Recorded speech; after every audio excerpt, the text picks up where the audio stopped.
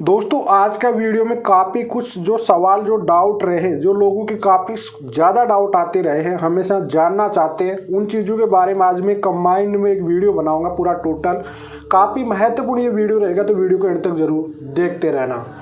सबसे पहला एक सवाल लेता हूँ मैं दोस्तों कि अगर मंदिर से शादी करके साथ रह रहे हैं तो क्या उसको अगर ऑन रिकॉर्ड नहीं छड़ाते हैं तो उसको क्या सेकंड मैरिज में माना जाएगा, बाय गेमिंग में माना जाएगा या नहीं माना जाएगा। सबसे ज़्यादा सवाल भी आता है, सबसे ज़्यादा तरीका ये लोग अपनाते भी हैं, इस तरीके को बहुत ज़्यादा लोग अपनाते हैं। तो मैं आपको बता देता हूँ। वहाँ देखो हिंदू मैरिज एक्ट 1955 की धारा 3 से लेके अगर 8 या 9 तक आप रीड करोगे अच्छे से खोल के, तो वहाँ पे अगर आप किसी आस्था के द्वारा, जो तुम्हारी संस्कृति है उसके द्वारा अगर आप एक्सेप्ट कर लेते हो पति या पत्नी को साथ, फिर तो उस सिचुएशन में आपकी रियल पत्नी लीगली वाइफ ही माना जाएगा उसको। ये बात आप नोट कर लेना। हाँ, ये बात एक अलग है कि आपने विदाउट डाइवोर्स उसके साथ रह रहे हैं तो वह एक लीगली वाइफ नहीं होगी आपकी। लेकिन बाय गेमिंग अगर चाहे आपकी विपक्ष जो पत्नी आपकी अगर ऐसी कोई शादी कर रहा है हस्बैंड, तो बाय गेमिंग में जा सकती है वह शादी। क्योंकि हिंदू मैरिज एक्ट में और हिंदू जो संस्कृति है उसमें कहीं शादियाँ ऐसी है जो अपनी आस्थाओं के द्वारा होती है, कहीं मंदिरों से होती है, कहीं जैसे किसी भी प्रकार से, मान लो मंदिर मस्जिद से आप कहीं भी करते हो तो आप जैसे मंदिर में शादी करके साथ रहने लग जाते हो, तो ऐसी सिचुएशन में आगे चल के प्रोसेसिंग होता है कि आप जाके उसका सर्टिफिकेट बनवा लो मैरिज लाइफ का। लेकिन ऐसा भी नहीं है कि ज़रूरी नहीं है, कहीं ऐसे काफ़ी जजमेंट है इस पर। देखोगे आप दिल्ली हाई कोर्ट के, सुप्रीम कोर्ट के भी कहीं जजमेंट निकलेंगे, 2014 2017 में 2 जजमेंट है इस पर। तो ऐसा नहीं है, ऐसा अगर आप चालबाजी करते हो, देखो फिर एक्चुअली क्या होता है, कुछ सेकंड मैरिज कर भी लेता है, जाने के बाद फिर कोई ज़्यादा ध्यान भी नहीं देता, पार्टनर ये समझ लेता है कि अब क्या करना। देखो जिसके साथ जाना, अब किसी और की तो लाइफ खराब, मेरी खराब गया तो किसी और की कर रहा तो क्या मतलब होता है। लेकिन ऐसा नहीं है, करने वाले कर भी रहे हैं और ऐसा नहीं है, लेकिन देखा जाए तो एक गलत तरीका है। ठीक है, हाँ करने वाले बहुत कर रहे हैं इस चीज़ को, बहुत ज़्यादा कर रहे हैं आज की डेट पे, देखा जाए ना बहुत ज़्यादा कर रहे हैं। जिनके केसेस चल रहे हैं वो लोग काफ़ी ज़्यादा कर रहे हैं, मंदिरों से शादियां करके लिव इन में रहने के लिए अपने ऑन रिकॉर्ड छंडाते नहीं हैं और रहने लग जाते हैं साथ में। तो ऐसी सिचुएशन कहीं के साथ आ रही है और वो महिलाएं कहती रहती है कि साहब हम कैसे साबित करें, पीड़ित मतलब जो पीड़ित पक्ष होती महिला वो हमेशा कहती रहती है इस चीज़ को लेते हुए कि अब क्या किया जाए क्या नहीं किया जाए। तो देखो यार, इस चीज़ पे बिल्कुल ही आप इतना ज़्यादा ओवर स्मार्ट मत बना करो। अगर पीछे लग गए वकील साहब और आपकी जो वाइफ है तो आपको कहीं कहीं से फंसा जरूर। देखिए डिफेमेशन होता है, लाइफ ऑफ डैमेज होता है, सिविल सूट होते हैं, काफ़ी होते हैं, 497 या 28 ऐसा नहीं है।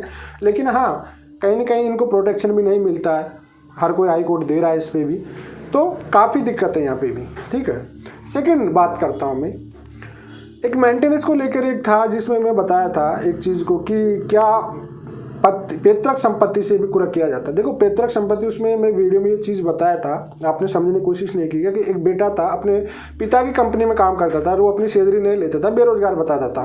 तो उसके पार्ट का उसको जो उसका हिस्सा था, क्योंकि उसकी एक कैपेबल थी, अच्छी पढ़ा लिखा था, MBA कर रखा था, वो कंपनी में जॉब कर रहा था, लेकिन मेंटेनेंस से बचने के लिए वो वहाँ से सैलरी नहीं ले रहा था अपने आप को बेरोजगार शो ऑफ करने के लिए। लेकिन अब सोचिए कोर्ट इतना, देखो कोर्ट हर चीज़ बारीकियों को समझता है, तो वहाँ से पैतृक संपत्ति के तौर पे कोर्ट ने अपना पावर यूज करते हुए उसके द्वारा पैतृक संपत्ति जो हिस्सा था उसका, उसको पता नहीं कुर करके दिला दिया।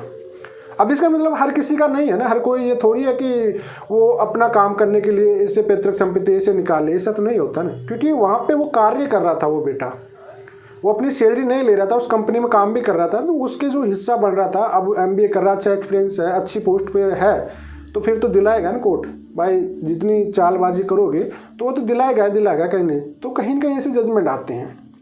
अगला जो एक और कन्फ्यूज आता है लोगों का, काफ़ी डाउट में आते रहते हैं, जो हमेशा आता रहता है कि साहब पत्नियों के पक्ष में वीडियो नहीं बनाते, आप पत्नियों के खिलाफ चलते हो। देखो ये मैं किसी के खिलाफ नहीं चलता और मैं मेरी मर्जी से वीडियो बनाता हूँ, मुझे कौन सा टॉपिक पे बनाना, कौन से टॉपिक पे ज़्यादा कमेंट आ रहे तो उस टॉपिक को मैं कवर करने की कोशिश करता हूँ हमेशा। देखिए मैं किसी के खिलाफ, ना तो पति के खिलाफ ना पत्नी के खिलाफ, इक्वालिटी पे चलता हूँ मैं। जो सच्चे है, जो चीज़ होती है उसी पर मैं हमेशा चलता हूँ और उसी टॉपिक को मैं हमेशा उठाता रहता हूँ। जी हाँ दोस्तों, आगे चल के मैं बात करता हूँ एडल्ट्री जैसा मैटर अगर सामने आ गया और आपका नहीं हो रहा है, मामला कोर्ट कचहरी तक जा रहा है, तो उस सिचुएशन में एडल्ट्री जैसे चाहे वो पति हो पत्नी हो, मामला कभी भी सेटल नहीं हो पाएगा, दूरी होना पड़ेगा ऐसे मामले में। अगर आपको रहना है साथ में तो पुलिस थाने तक आपका अच्छा हो जाएगा। दोनों की समझदारी से झुकना दोनों को ही पड़ेगा, तभी जाके आपका रिश्ता बच पाएगा, अन्यथा आपका रिश्ता नहीं बच पाएगा। ये चीज़ आप अच्छे से नोट कर लेना हमेशा। नेक्स्ट बात मैं आपको बताना चाहता हूँ, फैमिली मैटर्स हमेशा लंबे चलते हैं, ये बात हमेशा याद रखना। बहुत ज़्यादा टाइमिंग लगता है इसमें। अब आप इसमें दोस्त पुलिस को दो, वकील को दो, किसी को भी दो, लेकिन ये केस लंबे चलते हैं। आप अपने केस के भरोसे मत रहिए हमेशा, आप अपना फ्यूचर खराब मत करिए कभी हमेशा। ये बात आप अच्छे से समझ लो कि अपना फ्यूचर कभी खराब मत करो केसों के मामले में आप लोग, ठीक है। केस लाइफ ऑफ पार्ट मैंने कल की वीडियो में भी बताया है कि इनको पार्ट में चलने दो। आपकी उम्र ऐसी उम्र है जहां आप कुछ करना चाह रहे हो, आप अच्छी जॉब करने की प्रैक्टिस, कोई प्रिपेयर कर रहा है, कोई अच्छी बिजनेस कर रहा है, जो भी कर रहा है, तो अपने वर्क पे ध्यान दो, अपने आप को इतना बिजी रखो। देखो उसके लिए आप वकील कर रखे हो, डेट भी ऐसी डिले आती रहती है, लॉन्ग टाइम बाद आती रहती है, तो आप पूरा फोकस केसों पे करके मत रहिए। आप अपने काम भी जारी रखिए, साइड के जो भी आपका बिजनेस है, पर्सनल लाइफ है, इन चीज़ों को करते रहिए आप कंटिन्यू। तो डेफिनेटली आप इनसे कभी भी जो माइंड प्रेशर रहता है वो कभी नहीं आया आपका। केसों को आप पर्सनली साइड में रखिए। अगला पॉइंट मैं आपको बता देता हूँ। देखो मामला कोर्ट कचहरी कब जाता है, जब हद से पार हो जाता है तब। जी हाँ, हद से पार मतलब जब कोई सॉल्यूशन नहीं दिखता है तभी कोर्ट में जाता है। हर किसी की यही सिचुएशन होती है कि पूरी तरह से थक गए थे, आखिरी ऑप्शन कोर्ट ही था, तब थे। तो देखो कोर्ट से कोशिश अगर आपका पहले ही रुक जाता है, दोनों एहसास हो जाता है तो, लेकिन बाद में अगर आपको पुलिस की तरफ से विपक्ष पार्टी को सपोर्ट वो मिल रहा है, कोर्ट कचहरी घूमने जाना हो रहा है मान ली उसकी तरफ से, फिर मामला बचने की संभावना नहीं होती है। तो इन चीज़ों को भी आप अच्छे से समझने की कोशिश करना, आने वाले साल में अपने रिश्ते को बचाने की कोशिश करना। मैं आपको एक भी प्रैक्टिकल बता रहा हूँ ये सब चीज़ें, उन चीज़ों पर। और देखो यार इसमें बर्बादी किसकी होती है किसकी नहीं होती। देखो किसी की बर्बादी नहीं है, दोनों तुम्हारी बर्बादी है, हस्बैंड वाइफ की दोनों की बर्बादी है। वकील साहब अपनी ड्यूटी कर रहा है, कोई दिक्कत है नहीं भाई, वो उसका वर्क है, आपकी अधिवक्ता है, वो आपके लिए केस लड़ रहा है, कोर्ट उस पर डिले पे टाइम दे रहा है, आराम से केस चल रहे हैं, उसकी कोई गलती नहीं, पुलिस की भी कोई गलती नहीं, पुलिस अपनी ड्यूटी निभा रहा है। समझदारी आपको करना है, अपनी बर्बादी को, अपने समय को खराब। देखो कोर्ट की हर एक ईंट, एक एक पेड़ी बोलते हैं, सीढ़ी, एक एक सीढ़ी पैसा मांगती है। तो आप ये से मत सोचिए कि फ्री में कोर्ट में चाह रहे हो आप। कोर्ट में हर चीज़ पे, एक एक सीढ़ी पे आप चढ़ते हो ना, उसका भी आपको पे देना ही पड़ता है कोर्ट में। तो ये बात समझ के रखिए। कोर्ट कभी एक आया था ना, एक अभी आर्टिकल था कि कोर्ट कभी किसी का सगा नहीं होता, ये बात याद रख लीजिए आप, ठीक है। कोर्ट उसी का सगा होगा जो ट्रू है, सच है, जिसके साथ, जिसको इंसाफ चाहिए उसी के साथ। बस फैमिली मैटर में आपको, अब मान लीजिए आप एक सच्चाई के लिए लड़ रही हो, सबसे इंपॉर्टेंट मैं आपको बताता हूँ कि आपसे एक सच्चाई के लिए लड़ रही हो, 10 साल बाद आप केस जीत रही हो, तो उसका मतलब क्या निकला आपका? 10 साल आपका जो समय था, जो अपनी लाइफ में बहुत कुछ करना चाह रही थी, वो 10 साल आपके खत्म हो गए। तो आप क्या करोगे फिर जीत के भी? बताया नहीं उस केस को जीत के भी। 10 साल हस्बैंड वाइफ आगे चल के भी आप रहने की कोशिश कर रहे हो, तो क्या करोगे आप? जो आपका इंपॉर्टेंट टाइम था, अपनी जो अंडरस्टैंडिंग थी, उन चीज़ों को आप ख़त्म कर दिए, तो अब आप क्या करोगे साथ रह के? कुछ नहीं कर पाओगे ना फिर तो। 10 साल बाद की अगर आप ये उम्मीद करते हो कि साहब 10 साल बाद में केस जीत गया, कहीं जजमेंट आते हैं कि 15 साल के बाद आया, 18 साल बाद पति जीता, ये आते हैं, तो यार आप 10 साल या 15 साल बाद केस जीत के क्या करोगे बताओ ना? आप क्या उसको अपनी जीत समझोगे? नहीं ना। उसमें आप 10 या 15 साल में क्या क्या खो दिया आपने? मनी खो दिया, आपका इंपॉर्टेंट टाइम खो दिया, आपके ड्रीम्स थे, जितने सपने थे आपके लाइफ के आगे बढ़ने के, बहुत कुछ थे, अच्छी से जीने की लाइफ के, सब कुछ खो दिया। और उसके बाद आप एक जीत रहे हो केस, क्या मिला आपको? कुछ नहीं मिला ना। बर्बादी कितनी हो गई, वो चीज़ पे आप फोकस करो हमेशा। इस वजह मैं हमेशा कहता हूँ कि केसों को इतना इंपॉर्टेंट मत दीजिए कभी भी, हमेशा आगे बढ़ते रहिए, अपना जो वर्क है उसको करते रहिए। हस्बैंड वाइफ कोई सा भी हो, हमेशा कोई भी ये चीज़ हमेशा नोट कर लो, पति पत्नी सेल्फ डिपेंड हो जाओ, अपने पैरों पे खड़े हो जाओ। आप पैरों पे खड़े रहोगे तो आपकी कीमत हमेशा रहेगी।